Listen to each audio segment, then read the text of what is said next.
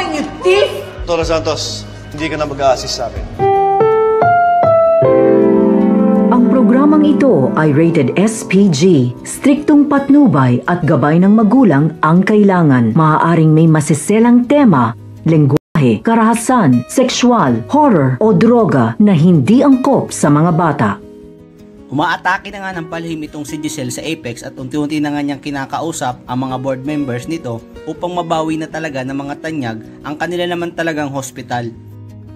Tamang-tama naman ito dahil unti-unti na nga nagkakalabuan sina Doc Carlos at Annalyn. Kung noon ay hangang-hanga ito si Doc Carlos sa katalinuhan ni Annalyn, ay ngayon ay hindi na dahil tinuturi na nga ni Doc Carlos si Annalyn bilang isang hadlang sa kanyang love life.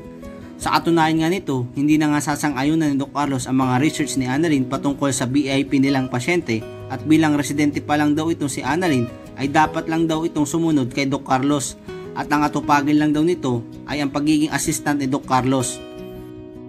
At lalo pa nga nanggagalaiti si Doc Carlos kay Annalyn dahil ang kanilang pasyenteng dating professor nila Carlos at Robert ay hangang-hanga sa batang genius na si Annalyn sa mga desisyon nito.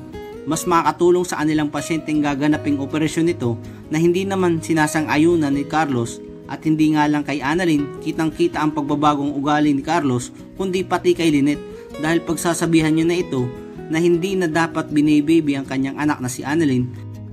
Pero masisisi ba ni Carlos si Lynette sa pagiging ina nito kay Annalyn?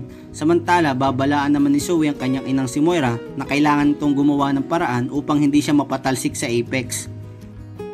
Kaya naman nang makita nga ni Moira itong si Giselle sa Apex ay pagsasabihan niya ito na hindi nila maaagaw ang Apex sa kanya dahil siguradong babagsak ang Apex pag nawala ito sa pamumuno ni Moira, pero babaliwalain lang ni Giselle ang mga sinabi ni Moira kundi ipagpapatuloy niya ang pag-agaw sa Apex.